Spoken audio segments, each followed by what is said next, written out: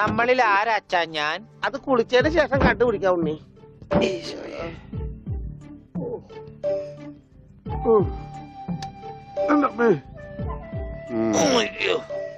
ഷർട്ടയിൽ മുട്ടല്ലേ?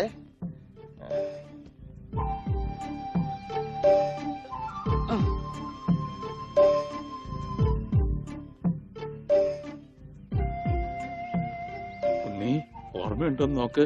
ഇതാ നമ്മുടെ വീട്. ഇത് പൊളിക്കാൻ കുറെ സമയം എടുക്കും. എന്റെ ഈശോയെ.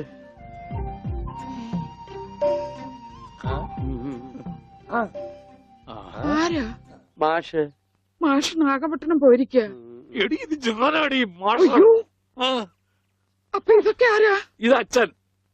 ഇത് ഭാസ്കരൻ, ഗുണ്ട ഭാസ്കരൻ. ഓ എനിക്കങ്ങനെയൊന്നുമില്ല. അപ്പൊ ഇതാരാ? ഇതാണ് നിന്റെ മോൻ ഉണ്ണികൃഷ്ണൻ.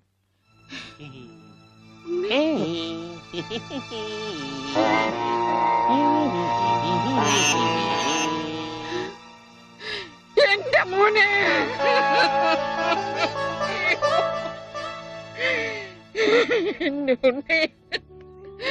മോനെ. മോനെ ഇതാ നിന്റെ അമ്മ. അമ്മ. അയ്യോ അയ്യോ എന്താ ഇത്? ദേവികമ്മേ, ഉണ്ണിക്ക് ലേശം സുഖമില്ലായ്മ ഉണ്ട്. അയ്യോ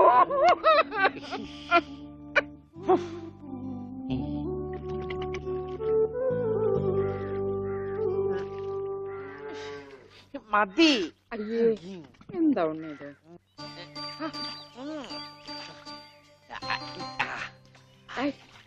ഒരു ഉത്തേർപ്പിക്കല്ലേ? ഒന്ന് അടങ്ങിയിരിക്കേ.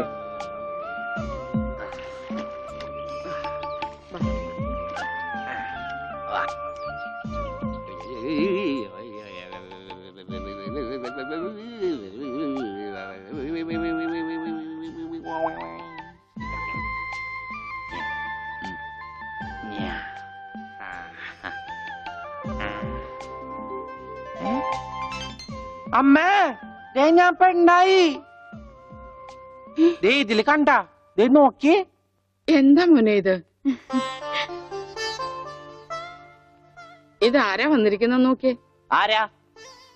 നിനക്ക് അമ്മൂനെ ഓർമ്മയില്ലേ? ചെറുപ്പത്തിൽ നീ ഇവളെ അമ്മിക്കുട്ടിന്നാ വിളിച്ചിരുന്നതേ. അമ്പിക്കുട്ടി. അത് ചെറുപ്പത്തിലേ ഉള്ള വിളിയല്ലേ. ഇനി നീ അവളെ അങ്ങനെ വിളിക്കണ്ട. എന്നാ ആട്ടുകല്ലേന്ന് വിളിക്കാം. ആട്ടുകല്ലേ. ഉണ്ണി. അവനൊന്നും കൃത്യമായിട്ട് ഓർമ്മയില്ല മോളെ. പാവം അമ്മ എപ്പോഴും ഇങ്ങനെയാ, ഒന്നും ഓർമ്മയില്ല. ഉണ്ണി, ഞങ്ങളെയൊക്കെ ഓർമ്മയുണ്ടോ നിനക്ക്? അമ്മൂന്റെ അമ്മയാടാ. ആ അമ്മൂടെ അമ്മ, അമ്മൂമ്മ. കണ്ടോ, അവൻ എന്നെ ഓർത്തല്ലോ. ആരത്? മുത്തശ്ശി. ആ മുത്തശ്ശി. കുട്ടി ഏത് ക്ലാസ്സിലാ പഠിക്കുന്നേ? വായിൽ പല്ലൊന്നും മുളച്ചില്ല. ഞാൻ പറയാറില്ലേ, എന്റെ ചർമ്മം കണ്ട പ്രായം തോന്നില്ലാന്ന്. പട്ടണ മോനെ, പണിക്കരമാവിനെ കുറിച്ച് എന്തെങ്കിലും വിവരമുണ്ടോ? എന്റെ അച്ഛനിപ്പോ എവിടെ ഉണ്ടെന്ന് അറിയാം ഉണ്ണേട്ടന്? ഞാൻ കാഞ്ഞങ്ങാട് SI ആയിരുന്നപ്പോ ഇയാള് കോത്താഴത്ത് കോൺസ്റ്റബിൾ ആയപ്പോ ഞാൻ കാഞ്ഞങ്ങാട് SI. ഇയാൾക്ക് എന്താ തലയ്ക്ക് വട്ടുണ്ടാ? ഉണ്ടോ? ദേ നിക്കണ അയാള്. കണ്ടാ കണ്ടാ കണ്ടാടി.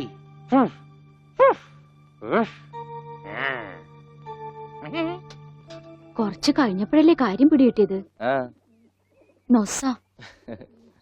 വയസ്സാം കാലത്ത് മാഷിനെ നോക്കാൻ ഒരാളായല്ലോ എന്ന് കരുതിയതാ. സാരമില്ല, മാഷിനെ നോക്കാൻ ഒരാളായല്ലോ. അല്ലേലും വീട്ടിലൊരു വട്ടൻ സ്വന്തമായിട്ടുണ്ടെങ്കിൽ അത് ബഹുരസാ. സമയം പോണത് അറിയില്ലല്ലോ. അതെ, മറ്റുള്ളവരുടെ വേദന കാണുമ്പോൾ ഈ ചിരിയുണ്ടല്ലോ, അത്ര നല്ലതല്ല കേട്ടോ.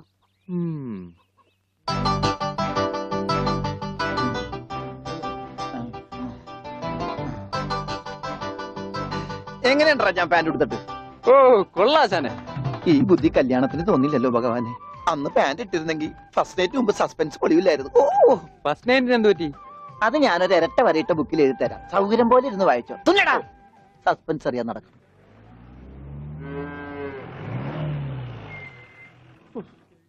ഇതിനൊരു സിബ് പിടിപ്പിച്ചിട്ട് വരാം. വേഗം വരണം. മുട്ടാതെ. കൃഷ്ണൻകുട്ടിയെ, ഇതിന്റെ കൈ ഒന്ന് തുന്നിയ വേഗം. എന്ത് പറ്റി? അതിർത്തി തർക്കം. ഞാൻ എന്റെ തറവാട്ടിലെ അവകാശം ചെന്നേ പിടിയായി വലിയായി ഒടുവിൽ എങ്ങനെയൊക്കെ അയ്യോ അത് തീർന്നില്ലേ? എവിടെ തീരാൻ? ദേ ഇതാണ് ഞങ്ങളുടെ മൊത്തം പറമ്പ്, 48 സെന്റ് ചില്ലുവാനം. ചില്ലാനെന്ന് വെച്ചാ ചില്ലുവാനം വെച്ചാൽ 6 ലിങ്സ് വരും. ദേ ഇതാണ് കിഴക്കേ അതിരി. നമ്മുടെ ബാലഞ്ചന്റെ വീടിന്റെ. അതെ, അതിലേ ഒരു 20 സെന്റ് സ്ഥലം ഇങ്ങനെ അമ്മനെ പറ്റി ചേട്ടന്മാരെ എഴുതി വാങ്ങിച്ചു. വില്ലന്മാരെ. പിന്നെ ഈ കാണുന്ന 16 സെന്റ് സ്ഥലം അച്ഛന്റെ 16 നടത്താൻ വിറ്റ് തുളച്ചി. പിന്നെ ഈ 18 സെന്റ് സ്ഥലം മൂത്ത പെങ്ങളുടെ കല്യാണത്തിന് അമ്മയെ മുറിച്ചു വെച്ചു. അത് പെങ്ങളുടെ കല്യാണത്തിനല്ലേടോ? അവിടെ എഴുതേ അത് കേസിൽ കിടന്ന പറമ്പാണ്. അതെ, ഇനി ഞാനും 2 പെങ്ങന്മാരുണ്ടേ. പെങ്ങന്മാർ ഇനിയുണ്ടോ? തന്റെ പെങ്ങന്മാരെന്താണ് പറമ്പ് നിറഞ്ഞു നിൽക്കണ? അവർക്കുള്ള വീതം പെങ്ങന്മാർക്കുള്ളത് അതവിടെ ഇരിക്കട്ടെ. പിന്നെ എനിക്കുള്ളതാണ് ഈ 8 സെന്റ്. അപ്പൊ ഒരു 6 ലിങ്സ് കാണും. 6 ലിങ്സ് വഴിക്ക് പോയില്ലേ? ഓ വഴി വഴി വഴി. അത് മാറ്റി ബാക്കി 8 സെന്റിൽ തനിക്കൊരു വീട് വെച്ചൂടെ? എങ്ങനെ വീട് വെക്കാൻ? അതെന്താ? എന്താ ഇത്? കുളം 6 സെന്റ് കുളമല്ലേ? അയ്യോ കുളമാണെങ്കിൽ പിന്നെ അവിടെ എങ്ങനെയാ വീട് വെക്കുന്നത്? കുളത്തിൽ എങ്ങനെ വീട് വെക്കുന്നത് ഞാൻ ചോദിച്ചാൽ ചേട്ടന്മാരുടെ തല്ലി ആവശ്യത്തേക്ക്. 5 സെന്റ് ഇത് വഴി, ഇത് ചില്ലുവാനും. അതൊക്കെ വീട് എന്റെ അളിയൻ വന്നെന്ന് കേട്ട് അതാ ഞാൻ ധൃതി പിടിച്ചിട്ട് പോകുന്നത്. നീ കണ്ട കൃഷ്ണൻകുട്ടി? എങ്ങനെ വില ഗതിയും പിടിച്ചാണ് വന്നേക്കണത്? പിന്നെ വലിയ നിലയിലല്ലേ? എന്താ ബിസിനസ്? എക്സ്പോർട്ടിങ്. മുണ്ടില്ലേ മുണ്ട്, അതിന്റെ എക്സ്പോർട്ടിങ്. കല്യാണ ചെറുക്കം മുതൽ പ്രായമായ അപ്പൂപ്പന്മാർക്ക് വരെ മുണ്ട് എക്സ്പോർട്ട് ചെയ്യും. ദൈവമേ, എക്സ്പോർട്ടിംഗ് ആണ്. അപ്പ ഇമ്പോർട്ടിംഗും കാണും. വേഗം ചെല്ലി, ഇല്ലെങ്കിൽ ഇമ്പോർട്ടിംഗ് നടക്കും. മുണ്ട അപ്പൊ ശരി എന്നാൽ വനജേ, വണ്ടി വിട്ടേ. ഒരാളെ ഒരു അപകടത്തിലേക്ക് പറഞ്ഞുവിടുമ്പോ എന്തൊരു മനസമാധാനം അറിയാമോ?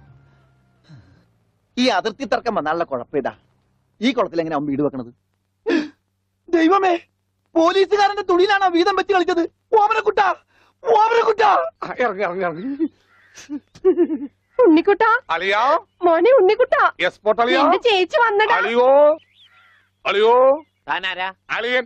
അളിയോ, താനാരാ വിളിക്കണേ? അളിയനെ. അളിയോ. അപ്പൊ താൻ തന്നെ തന്നെയാണ് അളിയാന്ന് അകത്തേക്ക് നോക്കി വിളിക്കണത്. നീ ആരാ?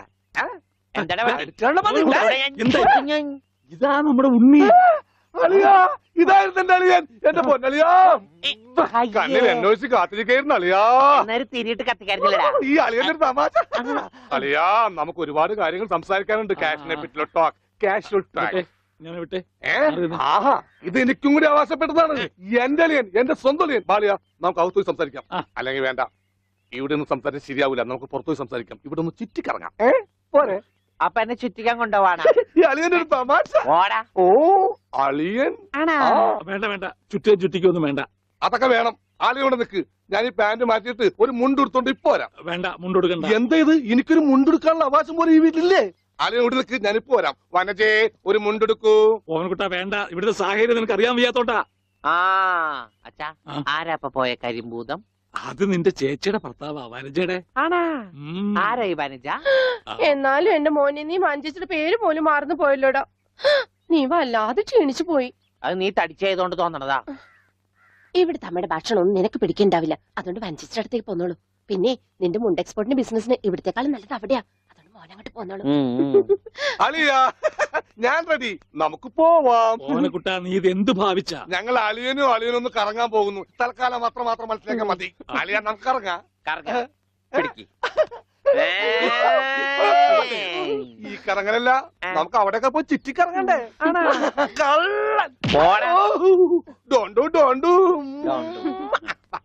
ഓമനക്കുട്ടാ വേണ്ട, ഞാൻ പറയുന്നു. ബിസിനസ്സിൽ നമ്മൾ ഓരോ അടിയും സൂക്ഷിച്ചു വെക്കണം. അയ്യോ, ആരുമില്ല. സ്വന്തം തന്ത വരെ പിന്നിന്ന് കുത്തുക. പെങ്ങളൊക്കെ ടി എസ് ത്രീ തന്നെ തുക തരുമോ അളിയാ?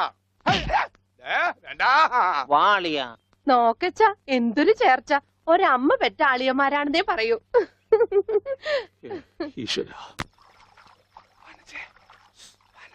ഓടാ പട്ടി, ഇത്രയും കാലമായിട്ട് നിന്റെ അസുഖം ഒന്നും മാറിയില്ലേ? എടി, ഇത് ഞാനാടി, ഓമനക്കുട്ടൻ. അയ്യോ, നിങ്ങളായിരുന്നോ? നീയൊന്നിങ്ങോട്ട് വന്നേ. വരുമ്പോ ഒരു മുണ്ടും എടുത്തോ. മനുഷ്യന്റെ ഒരു കാര്യം.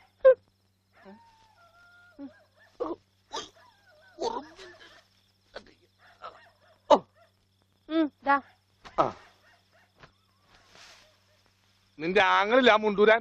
നാട്ടുകാരെ മുണ്ടും പറിച്ചിട്ടാടി എക്സ്പോർട്ട് ചെയ്യണത്.